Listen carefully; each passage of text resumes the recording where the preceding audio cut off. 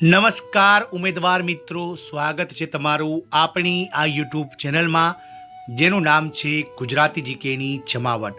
તો ધોરણ 9થી લઈ અને ધોરણ 12 માટે શિક્ષક બનવા માટે જે ટાટ પરીક્ષા એટલે કે ટીચર્સ એપ્ટિટ્યૂડ ટેસ્ટ લેવામાં આવે છે તે શિક્ષક અભિરુચિ કસોટી રાષ્ટ્રીય શિક્ષણ નીતિ 2020 અને મિશન સ્કૂલ્સ ઓફ એક્સેલન્સના લક્ષ્યો મુજબ ગુણવત્તાયુક્ત શિક્ષણના હેતુ માટે જે દ્વિસ્તરીય સ્વરૂપ સાથે પરીક્ષા લેવામાં આવે છે। તેમાં જે પ્રશ્નપત્ર 2 છે, જે વિભાગ 2 છે, તેની વિષયવસ્તુ અને જે વિષય પદ્ધતિ છે તેના ગુણભાર વગેરેને જે લઈ અને ગતરોજ શિક્ષણ વિભાગ દ્વારા એક મહત્વનો પરિપત્ર કરાયો છે, જેમાં આ શિક્ષણ વિભાગ દ્વારા જે છે તે પ્રશ્નપત્ર 2 જે વિષયવસ્તુ અને પદ્ધતિશાસ્ત્રના માળખામાં સુધારો કરવાની જે છે તે મહત્વની જાહેરાત કરવામાં આવી છે। તો ટાટ હાયર સેકન્ડરી અને ટાટ હાયર સેકન્ડરીના મુખ્ય કસોટીના પ્રશ્નપત્ર 2 જે વિષયવસ્તુ અને વિષય પદ્ધતિનું કોષ્ટક જે છે તે રજૂ કરે છે તેમાં ફેરફાર કરવા ગુણભાનમાં લઈ અને ફેરફાર કરાયો છે, જેને લઈને શિક્ષણ વિભાગ દ્વારા 13/1/2026ના રોજ મહત્વનો પરિપત્ર જાહેર કરાયો છે। તો જાણીશું આજના વિડીયોમાં વિગતવાર ટાટ પરીક્ષા આપનાર ઉમેદવારો કે ટીચર્સ એપ્ટિટ્યૂડ ટેસ્ટ 2026ના આયોજન પહેલાં જ રાજ્ય સરકાર દ્વારા શિક્ષણ વિભાગ દ્વારા શું મહત્વની જાહેરાત કરાઈ છે તેને લઈ વિડીયોમાં વિગતવાર ચર્ચા કરીશું। વિડીયોના અંત સુધી આપ બન્યા રહો। જો ચેનલમાં આપ નવા સબસ્ક્રાઈબર હોય તો ચેનલને સબસ્ક્રાઈબ કરવાનું ભૂલશો નહીં।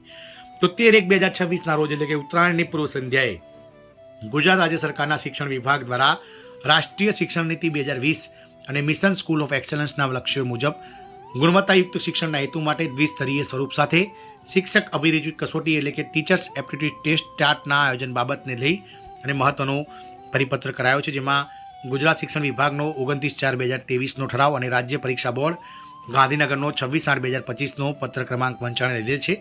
સુધારા ઠરાવની વાત કરીએ તો ઉપયુક્ત ક્રમ 1 સામે વંચાણે લીધેલ વિભાગના 29/4/2023ના સમાનાંકી ઠરાવથી રાજ્યની સરકારી તેમજ બિન સરકારી અનુદાનિત માધ્યમિક અને ઉચ્ચતર માધ્યમિક શાળાઓમાં શિક્ષક ભરતી કરવા માટે દ્વિસ્તરીય સ્વરૂપે શિક્ષક અભિરુચિ કસોટી એટલે કે ટીચર એપ્ટિટ્યૂડ ટેસ્ટ 2 ટાયર દાખલ કરી પ્રાથમિક અને મુખ્ય પરીક્ષાનું માળખું નિયત કરવામાં આવેલ।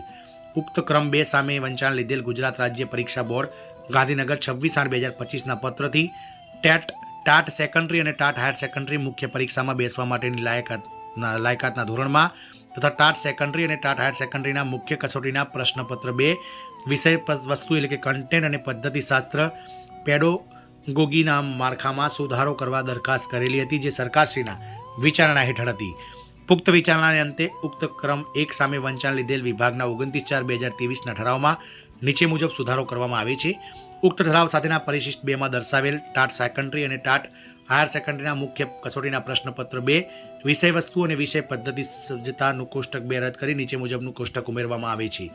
તો વાત કરીએ વિષય વસ્તુ અને વિષય પદ્ધતિની સજ્જતાનું કોષ્ટકમાં હવે જે ગુણભાર ચેન્જ થયા છે તેમાં પહેલો પ્રશ્ન છે મુદ્દાસર જવાબ આપો, જેમાં 150થી લઈ અને 180 શબ્દોમાં તમારે 7 પ્રશ્નોના જવાબ આપવાના છે।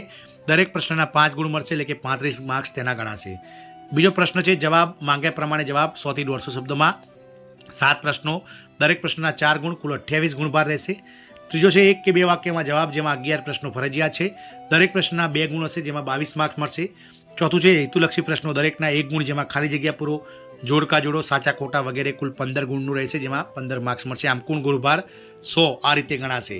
ઉક્ત સુધારેલ જોગવાઈ સિવાય વિભાગના 29/4/2023ના ઠરાવના અન્ય વિગતો અને જોગવાઈઓ તમામ યથાવત રહેશે। આમ સરકાર દ્વારા જે ટાટ સેકન્ડરી અને હાયર સેકન્ડરી માટે વિષય વસ્તુનું જે પ્રશ્નપત્ર હતું તેના ગુણભારને લઈ અને સ્પષ્ટતા કરતું જે કોષ્ટક છે તે રજૂ કરાયું છે। જય હિન્દ, અસ્તુ।